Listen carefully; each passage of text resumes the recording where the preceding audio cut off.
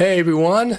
So we had an update to Final Cut Pro 10.4.10, which I must say I said something about that on August the 27th that we were going to be getting that. Over here, look at this guy. He was just on, well, I can't say what he was on. He was on some private chat about I was Final on Cut Pro. Alex Lindsay's thing this morning, so I Were wasn't you? on it. I was watching. So we'll say Right. that.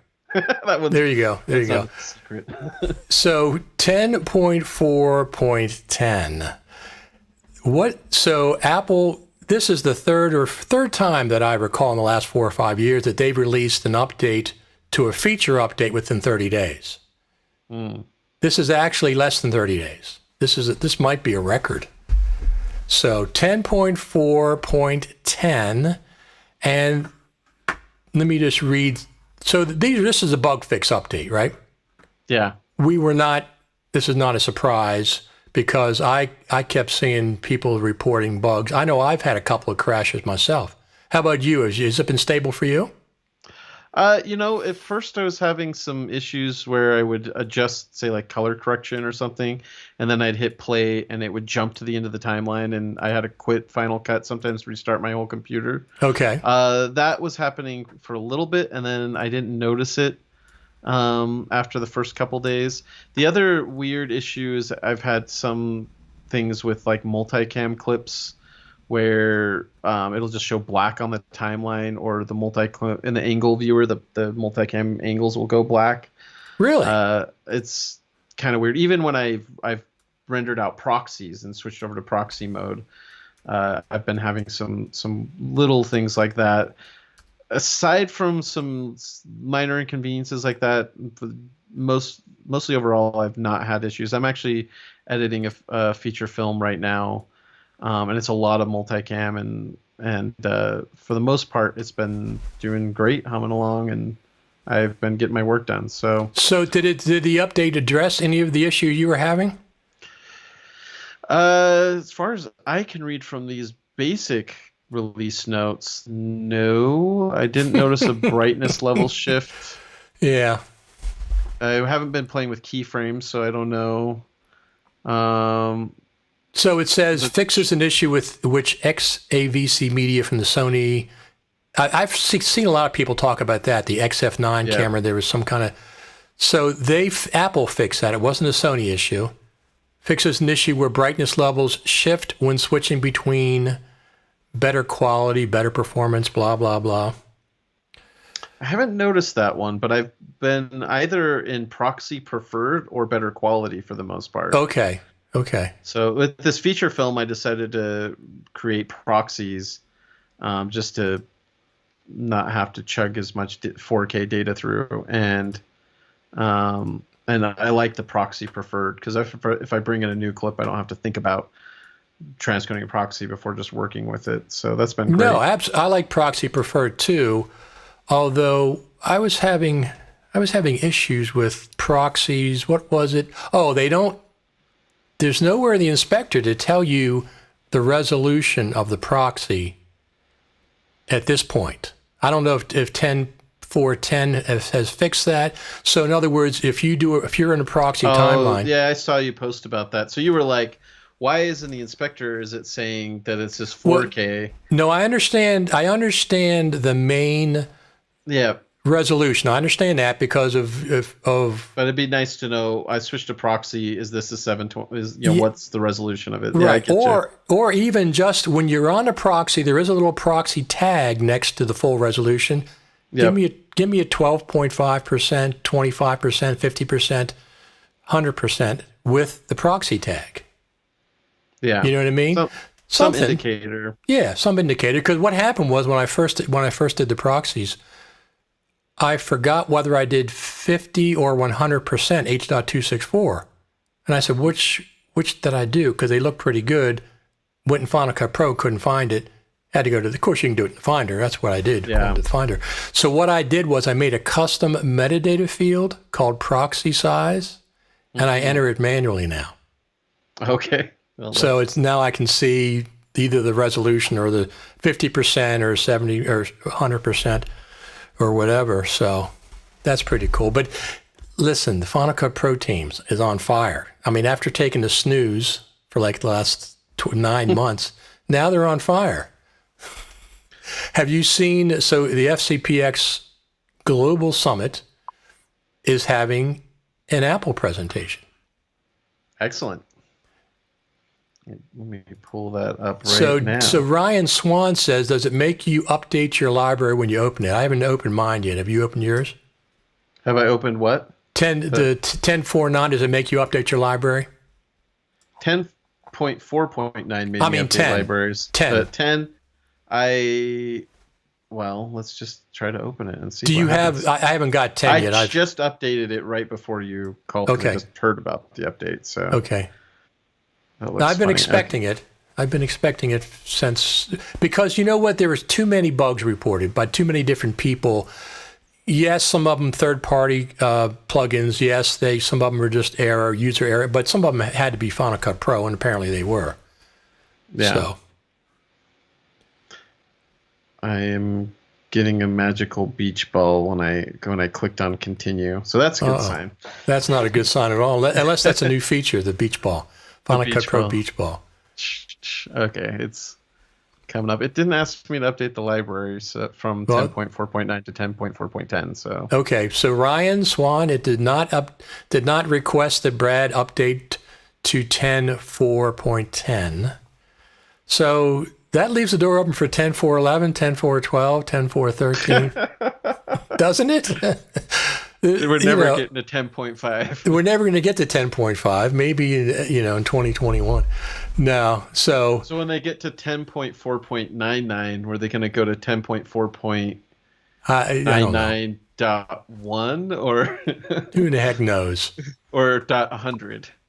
Place your bets now, people. I wondered if they were going to do 10.4.9.1, but they did 10.4.10, which is what you said they would do. Right.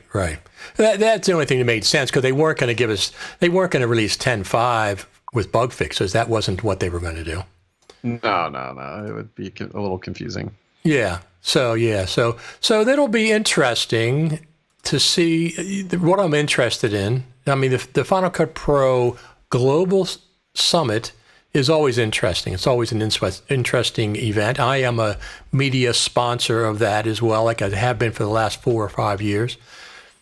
But I'm interested in what Apple's going to present. If it's going to be, they certainly could present 10.4.10, but they also they could preview something, or it might just be I'm thinking the Silicon Mac is due right about that time, November. They could preview that, or they could show us another preview of something. But that's what I'm interested in, is the Apple presentation. Yes, absolutely. I wonder if they're going to do it at the Steve Jobs Theater. They could green screen it and look like they're at the Steve Jobs Theater and do it from their home. So that beautiful, the beautiful spaceship campus, and it's empty. It is empty. I mean, that's nuts, right? I mean, that beautiful campus. The question is, are they going to want to put up the money to have a camera crew and everybody film it that way? Probably not. So it'll probably be a virtual presentation that nobody is actually together on stage, do you think? Probably, I guess, right? Probably. I don't know. That'd be my guess. I have no idea. But at least pretend like it's from the Steve Jobs Theater. That's what we want to say. Well, that's what, if they just use that, there's Skype and Zoom, they can change your background or put a green screen. Right. And then just put the fake background up, and we'll never know, right? It's not like we're video professionals. We'll dissect it and figure it out. Exactly. We can't figure that stuff out. So I did my first Zoom call today. In the history of my being online, I did the first one for something that was online. I haven't needed it until that event, and I have another one tomorrow, actually. So it wasn't that painful. I did get a penicillin shot before I went online with Zoom. Because of all the security stuff they had in the spring. Before they went to 10, was it 5, version 5? For Zoom? Yeah, they had all those security issues they were having. Yeah, people were hacking in on meetings and doing And then they stuff. were sending everything through China. Well, they're still doing that. Are they? I don't know. You know, I'm not going to feed any conspiracy theories. Who reads terms of service? I haven't needed it. You know, I wasn't interested in jeopardizing any kind of security, and I didn't need it. So, but you know, something came up that I wanted to join, so I did my first Zoom call going up. So this is exciting. 10.4.10. You can get it on the App Store. I haven't, although mine hasn't updated yet. Yeah, I ended up just searching on the App Store for Final Cut Pro. And then once I clicked on that, so just in the search field, I typed in Final Cut Pro, and then I clicked on the link there. And then I was able to update because my updates wasn't automatically populating with it. So if you're impatient like me, I've been doing this for several versions because I hear about an update and I'm refreshing my App Store and it's not showing up. And then I'm like, okay, fine, let's just search for it. Right. I've done that as well. And here's the part that's I find humorous. I've been after Apple to update the feedback forum to 10.4.9. Yeah, and they haven't done it. They didn't do it at all, and now we're on a new version. Now they did it. I checked today. Oh, did they? Yes, they did it. And look, it's a Thursday. It's not even a Tuesday. I haven't checked for 10.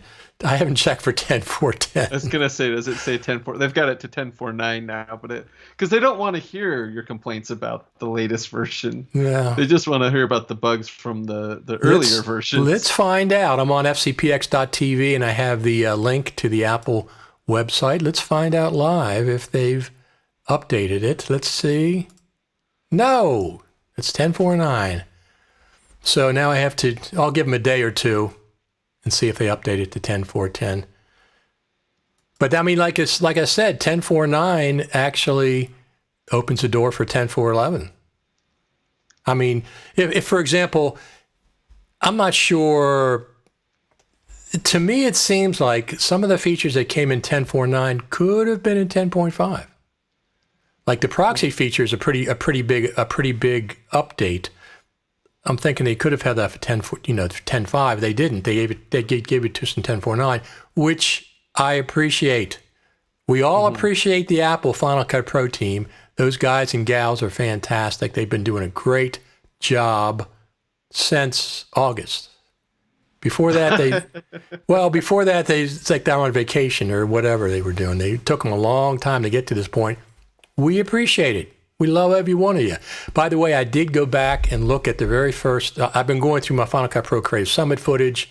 I'm going to be airing some clips, including, of course, you're in them. And I did look at the very first Creative Summit and in the theater. And before they told us not to film, I looked in the back of the room with a lot of the Final Cut Pro team was behind us. Because when they came on stage, they said, look at the back of the room, that's the Final Cut Pro team. And there's all these people that are lined up back there. So I remember that. That was the first time I was in the theater. Was that the first time you were in Apple Campus, I guess? 4 years ago? 2016, yeah. 2016. That was a whole brand new experience for me. Yeah, me too. Well, no, I got to meet everybody else, but that's when you started filming off the tracks. Correct. Off the tracks. That's correct. So as of now, it's still available on iTunes or whatever. Off the Tracks is on the abridged cut is on YouTube. It's on Amazon Prime. It's on VHX.TV/Vimeo OTT. There's a branding identity crisis there because Vimeo acquired a different service. Okay. And yeah, it's still available to buy on iTunes. I got a note from my aggregator that due to, I don't know, some management shakeup and them looking at accounts, and apparently I haven't been selling enough copies this year on iTunes, so they said that they're going to terminate our contract. That's the wording, which always sounds lovely. Right. And that it will still be available to people who've purchased Off the Tracks on iTunes, but it will no longer be up for sale unless I want to go pay another aggregator $2,000 to put it up again, which seems ridiculous to me. So I'm not going to do that. So if you want Off the Tracks on iTunes, then you need to buy it now for $8, I think is what it is. Well, that's a great price. That's a great price. And but if you want to get bonus features, you can pay $8 on VHX.TV and get the movie with bonus features. Plus, it's a more convenient download file that is a little easier to pirate. I shouldn't have said that. That's not a very good sales tactic. Well, the reality is, so when I sold on VHX.TV, I put it up there initially for our Kickstarter backers, and they didn't have digital rights management, and that made me a little nervous. But then I was told, oh, there's tons of ways to break the DRM stuff for iTunes anyway. And I was like, right. Okay, well, then I just will put it out there and hope that my audience is cool enough not to steal my movie. Right. So we just got a comment I didn't know about. It says Catalina and Pro Format updates as well today from Edgar P. Davis. Thank you, Edgar. That's correct. I've updated the Pro Format or Pro Codex or whatever. Right. But I have not updated to Catalina because, well, we're on this call and my computer would have to restart. So right. So I got some exciting news. I'm on the beta program. This is not a big deal because it's a public beta for Ecamm Live. Oh, cool. Starting October 1st, I'm not going to have to use Skype. They're going to do I don't know what they're doing. They're doing their own hosting service where I can add 4 guests plus myself, and it gives me all kind of features. I can control everybody's audio individually. Oh. I can share their screen. All kind of neat features. They're calling it a guest feature. There's going to be a green room where people can be waiting to come on live and stuff. I mean, it's a beta, but it's a beta that you can join the group and find out. And they've been talking about this for a while. They've teased us with it a couple times in a couple of their shows. So that'll be interesting. It'll be in beta October the 1st, but I'll be able to do that without Skype. I guess I'll send you a link or something. Yeah. And you join in.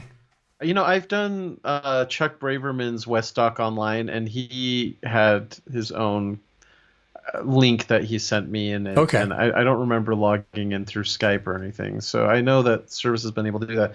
That sounds exciting for Ecamm, and I think you're talking about the waiting room, concept. There's a lot of ways that we could that we need to improve video chatting, so that we could poke somebody and go into a separate room and have a conversation with them, and then yet still be able to join in on a bigger presentation. Yep. I don't know absolutely. I don't know what they're talking about doing for the Creative Summit, but that would be a perfect event to find ways to allow us to not just have question and answer chats and things like that, but be able to, set up a meeting or poke somebody and say, hey, I want to go talk to you. Do you have time right now?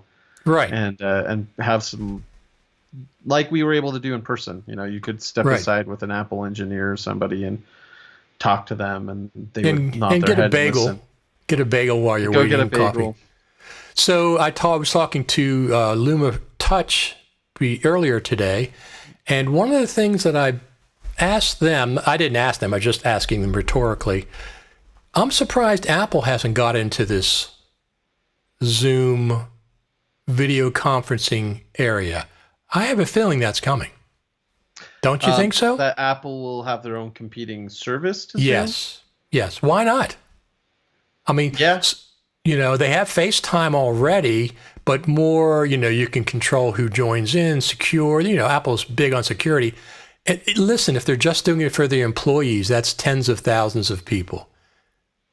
Yeah, and I know Apple, I would hope Apple could do some improvements on Zoom. Exactly. Exactly. It's hard when you're sharing a screen, and if you're trying to play a video, the frame rate's terrible, or the audio doesn't work, right. Or there's a lot of glitches and problems.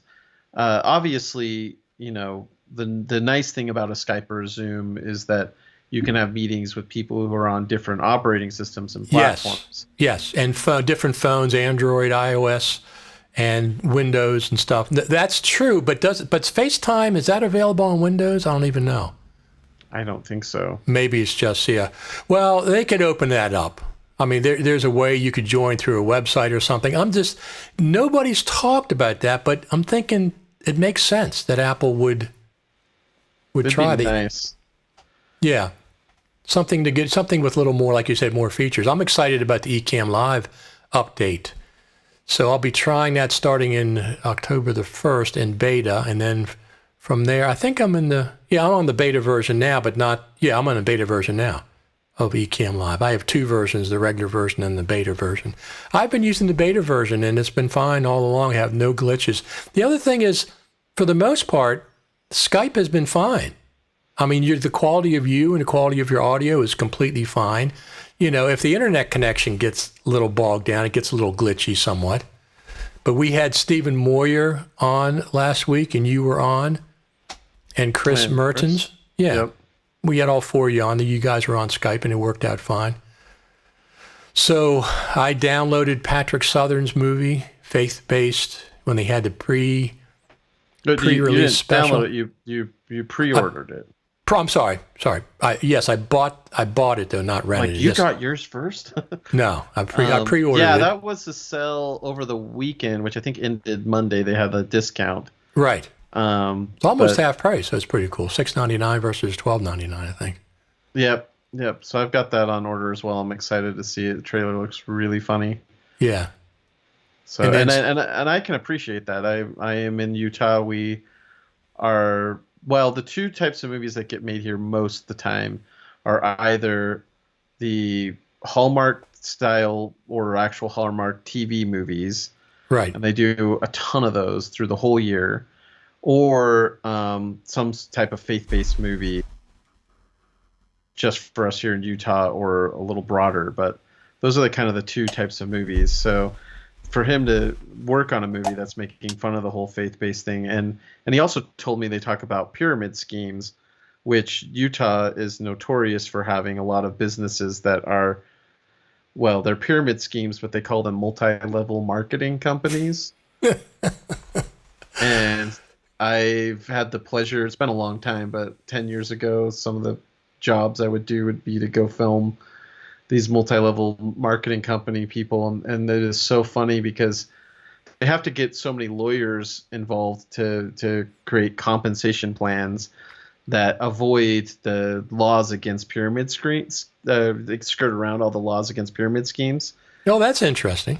And we've had to make compensation videos, and I'm like, I have no idea what they're talking about, and even the CEOs and people are like, I don't understand it either. It's just a bunch of lawyers having to create all these little schemes to get around pyramid schemes, and the end result is, how do you get paid? I don't know. How do you sign up? It's very confusing. So faith-based apparently is supposed to take on both the pyramid scheme and the making money off of exploiting people's religious beliefs. Now, on the flip side, I will say I do appreciate content that has moral values or sure that absolutely that people of faith can appreciate. But obviously, when you're exploiting that for simply personal gain, there's a lesson to be learned, and hopefully Patrick's. Well, it's Vincent's movie, but we'll say Patrick since he's our close friend. Hopefully there's a lesson in there that we'll be able to all appreciate. Absolutely. So it's just like the real world, isn't it? Yeah. I mean, we're all being exploited. Well, you have to watch out for that. I mean, whether it's the movie or not, you have to watch out for that in all aspects of your life. I mean, I've been cautious for the most part. I don't think I've been taken advantage of too many times, but well, there's this company called Apple that sold me like a $8,000 paperweight. That just kidding. So speaking of an $8,000 whatever, I paid $10,500 for my Mac Pro. Oh, okay, more than I thought. And well, it was actually I got last year before it came out, and I'm waiting actually for this year, see if they do it again. If you charge on your Apple Card during Christmas season, they gave 6%. Oh, 6% back. 6% until the end of the awesome. year. Yeah, they started probably November or so, 6%. So that took care of my sales tax plus an extra percent or two. So I'm going to wait for the iPhone 12. I'm not even going to get the iPhone 12 unless there's better video recording. Yeah, My iPhone 11 Pro. I'm sure they'll do something there. It seems like the most, since even like the iPhone 10, every year there's an emphasis on video. With the iPhone 11, there was a huge emphasis on video. Huge, yep. So I'm sure there'll be something up their sleeves. And I saw it on Twitter. I think it was Twitter. Somebody said, I can't say any more, but there's going to be a huge, interesting update to Filmic Pro with the iPhone 12 Pro. So I'm curious what that's going to be. We'll have to see. Somebody seemed to have known about the iPhone 12 and Filmic, and they talked about it in public. They gave us a tease.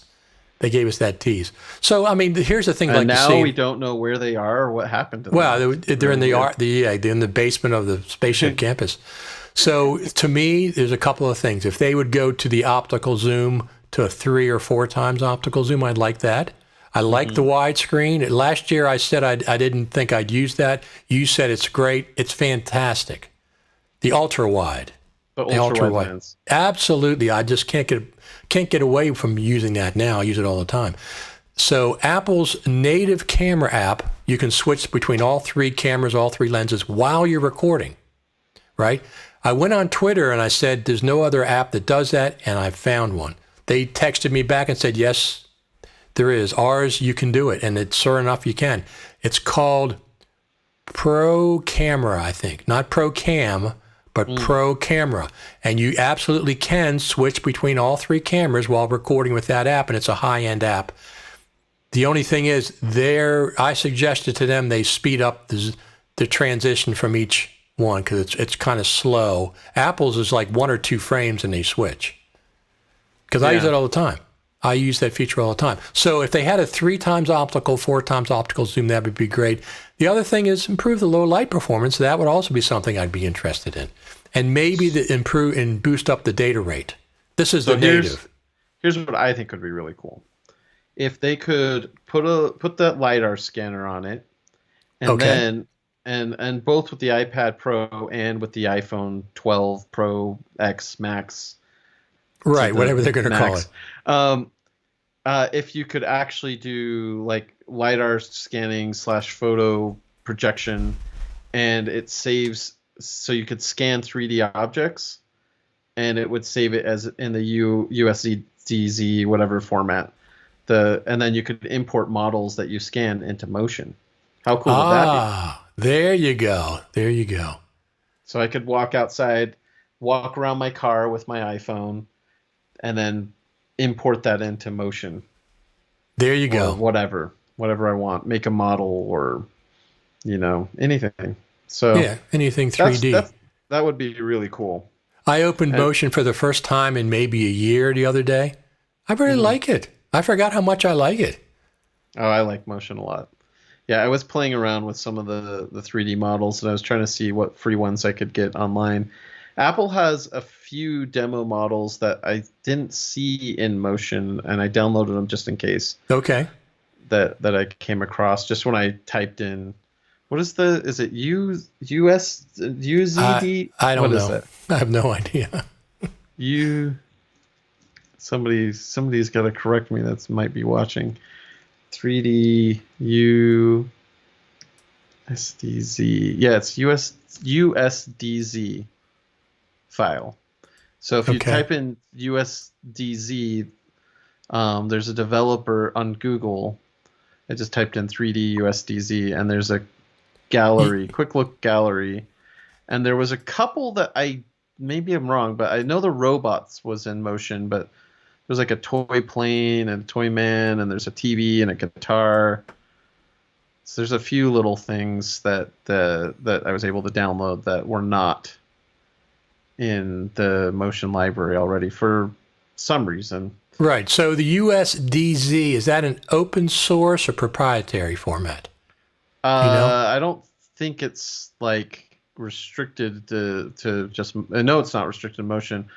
what we've been told is that, and this is in Apple's release notes, is that it was a format developed by Pixar. As far as I can tell, it's primarily been, prior to being in motion, it's been something that file format that's been used as virtual objects for AR on the iPhone and iPad. So it's something that's been used a lot with Apple's tools, or with Apple's devices, I should say. And I think it's, here's a link to an article about how to convert your 3D model to USDZ. Okay. And then Ripple Training's got their collection of Sketchfab 3D models that they've kind of curated and gone through. Do they have some for free and then some for sale? I haven't checked them out. The ones that I found through that Ripple Training curated look like you had to pay money, and they varied. There's like a really cool castle that cost a lot of money that I was like, maybe not. But I mean, if they could enable, something like an iPhone, and you could just walk through, of course, that leads to a lot of copyright questions in terms of, walking through the Sistine Chapel, and you can just walk around with your phone and scan the whole thing. I don't know, but it would be a really, really cool thing. I can imagine doing a lot of fun things in motion if I could make my own and bring them in. And I think there's already tools where you can do photogrammetry is what they call it, where you can walk around an object and just take a bunch of photos and then input that into a program and generate a 3D model based off of that, which is really interesting. But with the LiDAR scanner on an iPad Pro, you could get a lot more accurate detail. So that's what they used for the Measure app, I guess? What? They have a Measure app now on the iPad Air. Well, there's a Measure app on the iPhone as well. So that's not using LiDAR? No, because LiDAR is only on the iPad Pro, and you can do it with your phone. So I don't know if they use parallax between two lenses, or if they just, or if they can just use a single lens, because the iPad Air only has one lens.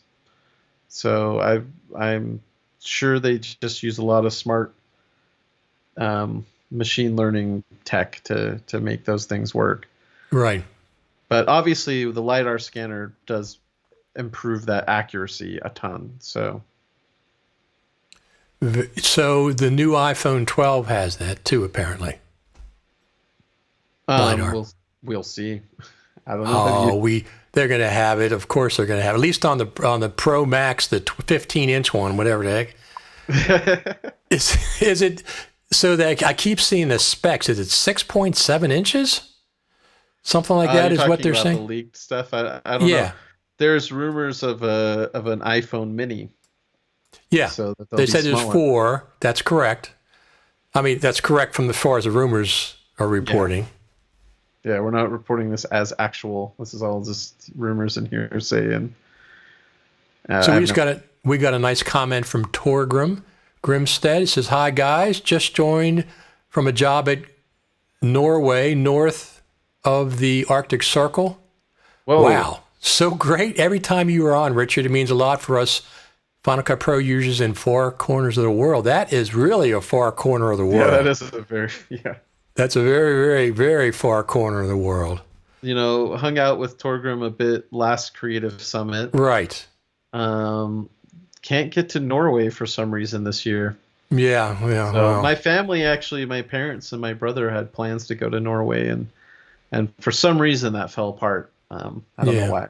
We went to last year before the summit, Torgrim texted me, emailed me, and was asking about if he should go, and he wasn't sure about how accommodating and friendly people were. I said, don't even worry about that, Torgrim. That's completely the most friendly place you can go as far as Final Cut Pro users. I was going to say, if you're a Premiere Pro user, maybe that's absolutely. Don't wear your Premiere Pro or Avid t-shirt.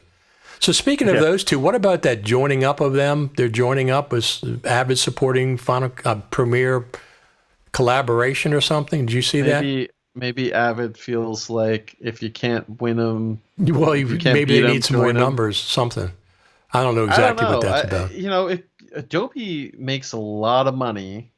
They have something like 14 or 15 million subscribers. Right. Uh, it may not be a bad idea for Avid to consider selling to Adobe and maybe being like Autodesk is, where they've got Maya and 3D Max. There's Adobe Media Composer and Adobe, Premiere. Yeah. I Yeah. don't know what the long term vision is there, other than I think there's a lot of people in Hollywood, like we talked to Chris at Warner Brothers Animation. They're using Right. Premiere projects, Right. and if they're on the same servers, there's probably just a demand for being able to share media back and forth. Well, yeah. So, and Avid makes the majority of its money from what Phil Hodgetts and others have said. A lot of it is their services, the fact that they have servers and people pay them money every year Right. to keep those things running and working. So if they're not making a lot of money from Media Composer, but they've got a lot of Adobe users that are on their Avid servers and Yeah, that's working with true. you Avid That's Media true. Composer Yep. people, then they still make money. So it's not like a threat to them. So who cares? That's true. So we got a comment from Gert. It says 12K iPhone 12. Hey, There you go. the iPhone 12K. Yeah, I don't need 12K. We don't need any of it, but Well, we don't mind if we have it, do we? no, the 4K has been very, very, very, very effective over the last 3 or 4 years. But the GH6, I can shoot 5K with my GH5 from 3 years ago internally, and I can shoot 5K internally. So 6K, that's plenty. That's plenty. I mean, at this point, if I was buying a camera now, I'd get the Sony A7S III, which shoots only 4K. Only 4K. Doesn't that sound funny? Only 4K? Because of the incredible low light performance that thing has. But I'm not buying one now. I don't need one. Don't let me buy a camera. That's what I'm asking everybody. Don't let me. Yeah. I saw the Canon finally announced their new cinema camera, the C70. Okay. So it's supposed to be like a smaller version of the C300 Mark II. It shoots 4K 10-bit 422 internal, probably to their ridiculous codecs. And it's got 16 plus stops of dynamic range. 16. Wow. Yeah, they do something similar to what I think Ari talked about this years ago in their sensors, but they basically take a exposure that at simultaneous kind of processing the image at like a low ISO and at a high ISO, and then combine that data into a higher dynamic range file. Okay. So that's how they're able to get it. It's not that the sensor has that dynamic range, well, kind Right. of, but they use a little bit of internal processing to give you a little bit more. I think it's overpriced. It's at $5,500. And what's the Blackmagic 12K? That'll be $10,000. I thought it was only. Well, yeah, you're right. Okay, yeah. The 12K is $10,000. The 4.6K Ursa Mini is like $6,000, and a 6K Pocket, like I have, is $2,000. There's some advantages to the Canon over, say, like a Blackmagic Pocket, and they're both kind of similar size. One of them being internal neutral density filters and the dynamic range. Oh, that's nice. Yeah. But I have to say, like, recording codec means a lot to me for the stuff I do, and I'm just not a huge fan when I hear you've got some MPEG 4 variant. I guess ProRes is technically some sort of MPEG 4 variant, but these group of pictures, highly compressed, whatever. Images are not fantastic, but we'll have to see. Maybe the 10-bit 422 is not so bad. But if I could choose between ProRes and another codec, I'm going to go with ProRes any day of the week. So and now we have the controls that we wanted. At least some more controls in Final Cut Pro 10.4.9 and 10.4.10. Yeah, well, obviously with the Blackmagic, I don't have ProRes RAW, And right now that's limited to external recorders. But when we can unleash ProRes RAW on cameras, maybe when Red's patent expires or something, then Yeah. I think that'll be really really cool because yeah, we've got for the right cameras. There's a list on Apple's. I had to track down the list of Right. supported cameras, but they've got some of them only let you adjust ISO, some of them let you adjust ISO and white balance. Okay. And then they had I put the what was it, the link for Blackmagic users that want ProRes RAW on the Blackmagic Oh, cameras. yep. There's the petition. I signed that. Petition, Yeah, right. So, yeah. I'm hoping everyone can be happy and get along. So that would be excellent. I'm sure that they've heard us.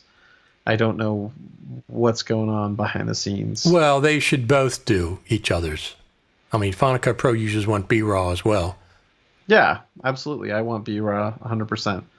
Yeah. Because I shot this film, in August, and if we could have shot in B-RAW and edited it in Final Cut, I made the decision to just shoot in ProRes.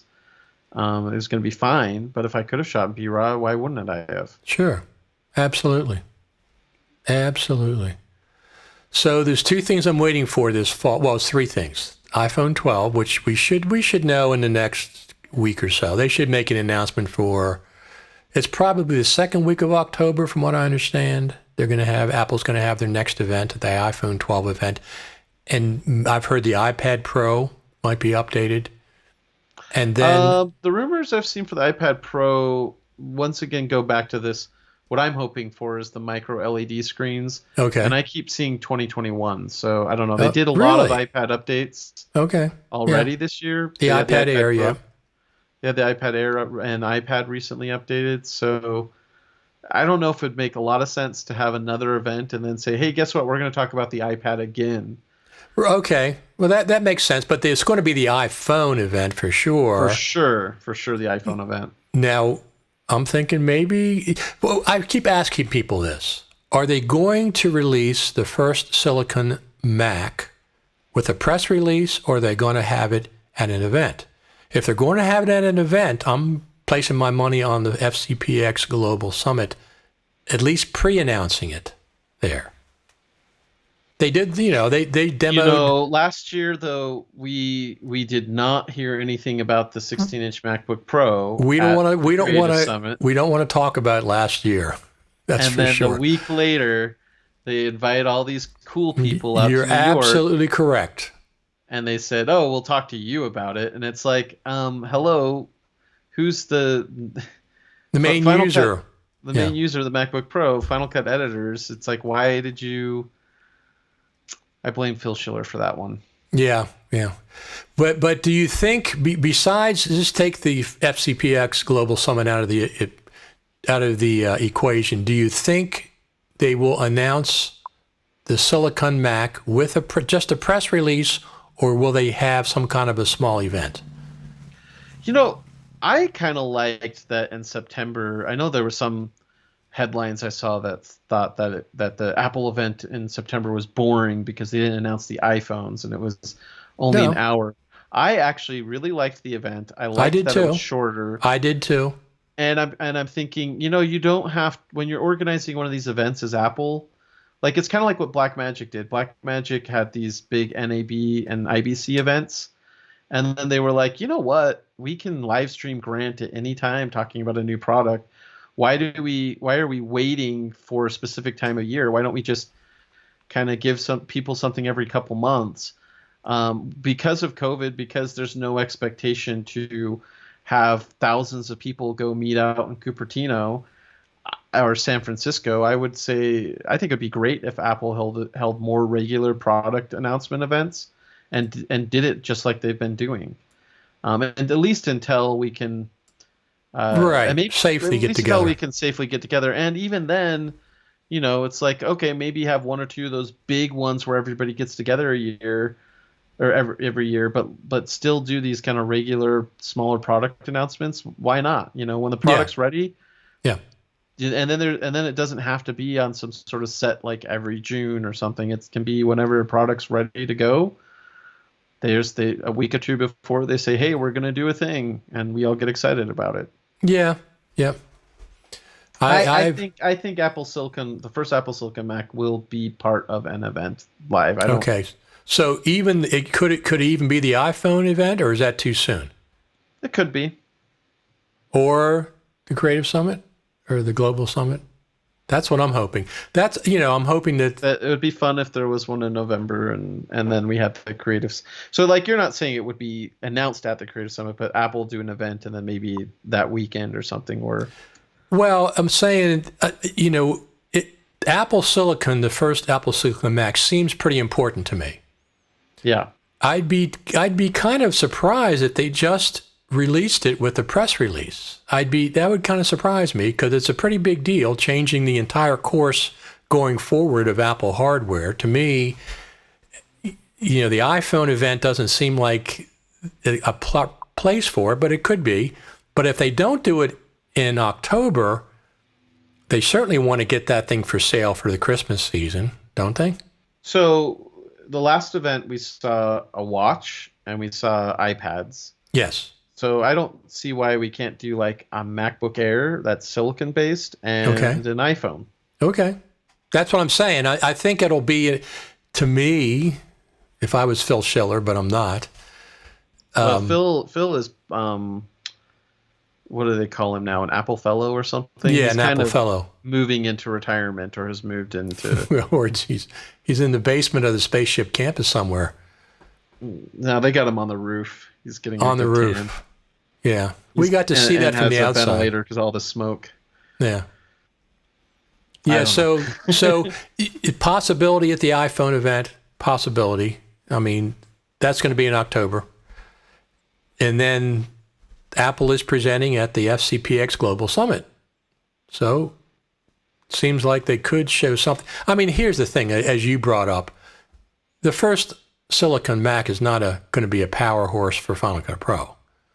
It's going to be the bottom of the ladder, but it's still the first one. So, I mean, that's how I would do it.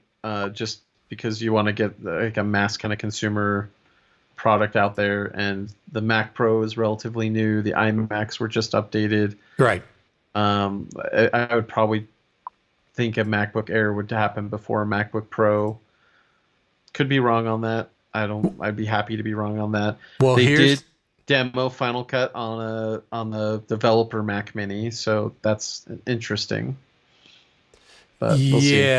Yeah, but they didn't really show us anything. They just showed us the social media cropping thing. They didn't really show us a whole lot. But here's another question. They said, Tim Cook said at WWDC, we still have more Intel Macs, plural, in the pipeline. The pipeline. So they only released one. They released the iMac. What's the second one going to be? I don't think it's going to be the Mac Mini. I'm thinking it might even be a MacBook Pro if they had one already ready to go. Sure. Who the heck knows? I don't think it would be a Mac Mini or a MacBook. I think it's something more mid-level. Yeah. Could be the iMac Pro. Could be the iMac Pro. We haven't seen an update to the iMac Pro since 2017. I mean, since it came out. And there's a lot of people like, why would I buy, an iMac Pro? It's kind of in a weird spot right now because you got the brand new Mac Pro for people who want to pay more, and you've got the iMac. The latest iMac is an excellent machine. That's what everybody's saying. Absolutely. If you need an iMac, get one. You don't have to wait for anything. That's for sure. Speaking of that, I started telling you earlier. So I started up my trusty old Mac Pro this morning. I get up in the morning. I make coffee, feed the cats, and start up the Mac Pro. Didn't start up.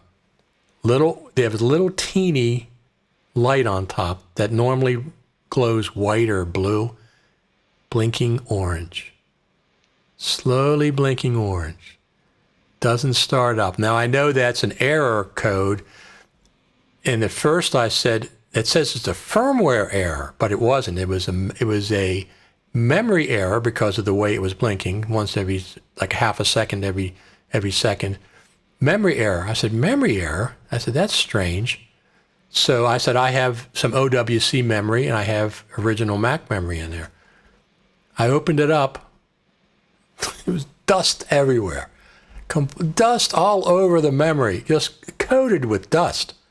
Got my can spray out, sprayed it all off. I mean, there was a lot of dust on it. Sprayed it all off, sprayed up everything I had while I had the case off, sprayed everything out, dusted it, put it back together. Well, fine. I guess I have two things. One, how did you get it so dusty? Well, I haven't had the case off probably for 3, 4, 5 months. It's just crazy to me that it would let. Maybe it's those big lattice holes that just let Well, too no, much dust in. there's no filter on it.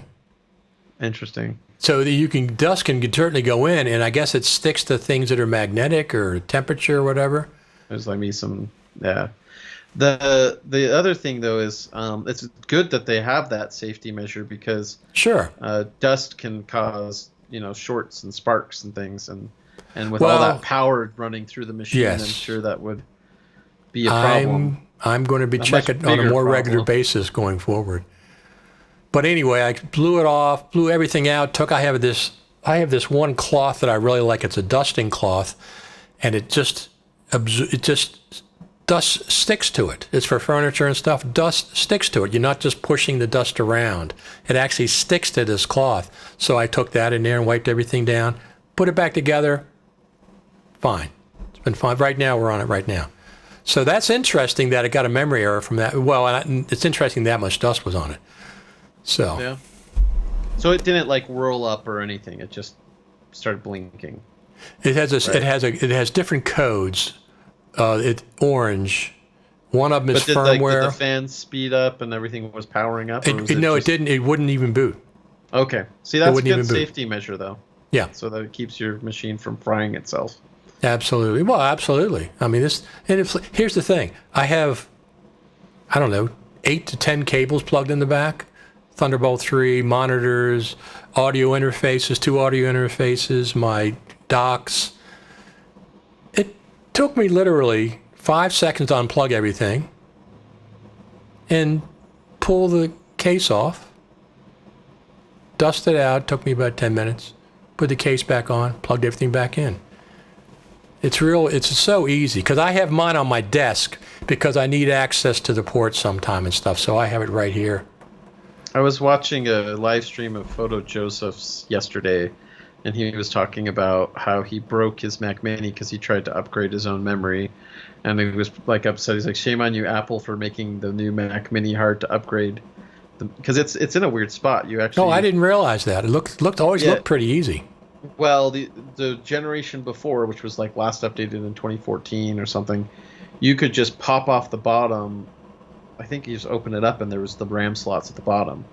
But now you have to use all these special tools and you have to take the thing apart carefully. Oh, I didn't realize that. You have to unhook things at the right time, or else you can break off soldering points. And it's in the top corner where the memory slots actually are. You can use or upgrade it, but it's in such an inconvenient spot. So I haven't upgraded. Our Mac Mini here has like 16 gigs of RAM. I don't use it all the time, so it's been like enough memory. But I have thought about upgrading the 64 gigs, but when I do it, I'm going to take it to a local store that is Apple certified, because I'm like, I don't want to deal with that. But take it to MBS. It's kind of annoying because I was thinking about this too. Like even the latest iMac, regular iMac, you can, upgrade the memory on it. But the iMac Pro, you cannot use or upgrade the memory. And I'm like, what is this bizarre, kind of, it's just really weird. You'd think somebody could settle that internally and be like, at least let people upgrade their memory easily on these desktop machines. Absolutely. Well, that's true, especially the Mac Mini of all of them. So anyway, everybody, Final Cut Pro is updated to 10.4.10, a bug fix from the fantastic update of 10.4.9. I have the things that are fixed on the screen right now, and we're looking forward to the rest of 2019. What do you say, Brad? The rest of 2019? I'm 2020. Sorry, a year behind. Year behind. Yeah, I wish it was 2019. Because that being said, I really like new versions of Final Cut and some other things that have happened in 2020. But a lot of 2020, I could, I will not miss. Right. I hope we can move past. Yeah, I'm sure we can. I'm sure we'll be able to. Yes. So I don't know if you did. didn't catch my first Final Cut Pro TV Live event today. I had LumaFusion back on, LumaTouch. They have so much going on with that app. They announced 8 different things. Some of them are coming in a new update 2.4, and some are coming beyond that, including this multicam thing that they have. It's just incredible. They made all these announcements. We also gave away a copy of LumaFusion on the show and a copy of FCP XML plugin that they wanted. And I have a few more copies I'll be giving away on a future version of this. I have to pre-announce it so people know and they can come on and try to win their copy. So, well, I have to say I didn't check in this morning. I am planning to watch that live stream you did, but I'm also like I've been on the fence for quite a while now about whether or not to buy an iPad Pro, and LumaFusion is the one thing. Well, there's two things tipping me. LumaFusion is a big one tipping me to wanting an iPad Pro, and the other is you talked about the 6% back on your Mac Pro purchase. Yes, last year. But the Apple Card also has 0% financing on phones and devices. Yes. So I'm like, if they give us both of those around Christmas time, that's going to be fantastic. I'm not going to buy the iPhone immediately. I don't need it. A lot of times I would buy it when it came out because I was going to the summit and I wanted it for the summit. I'm not doing that this year. You knew there was that cool kids room where if you didn't have the new iPhone, they wouldn't let you in. So I know I use the iPhone for all my behind the scenes filming. Yeah. So before I wanted it before I went to the summit, so I'd ordered it right away. This year I'm going to wait to see if Apple does the 6% again and plus 0% financing. Both of those would be killer combination. Yep. They already give you 3% if you use the iPhone with 0%. So if they give the 6% again this year, it's going to be pretty darn good. It's a good idea. I'm gonna keep an eye out for holiday sales. Exactly. They have the Black Friday sale, of course. All the plug-in manufacturers put their stuff on sale. Tutorials go on sale. The whole 9 yards. All right. I've been on for like 2.5 hours today total, so. Yeah, I need to get to work, so. Yes. We will see you soon. Absolutely. Let me see what it says. One more comment. LumaFusion works with iPad Pencil, so if you get a new iPad, make sure that Pencil works with it. So I got a new iPad Air about 2 months ago. I got $100 off. They had a sale. Somebody, I don't know, Best Buy or somebody. So I went and jumped, and I got the first generation Apple Pencil. I love that Apple Pencil. I love that thing. It has a pinpoint on it, not like the big, rounded, rubbery things that most of the styluses have. It has a pinpoint on it. It's $100. It's worth it. And if I got the Air, it would also. If I got the iPad Pro, I would also get the second generation Pencil. I really, really like the Pencil. So, all right, Brad. Thanks for joining us here in Final Cut Pro TV Live. Thanks everybody for tuning in, and I'll be back again whenever something else happens. Probably next week, if nothing else happens between now and then. I'll come back next week. I have iPhone app to give away, a video recording app, and I have some more LumaFusion licenses, and I have another thing from Alex, that the final FCPX cut finder that I'll be giving away next week, but I'll pre-announce it so people know that I'm giving them away. Cool. All right. Thanks, everyone. Thanks for tuning in. Talk to you later.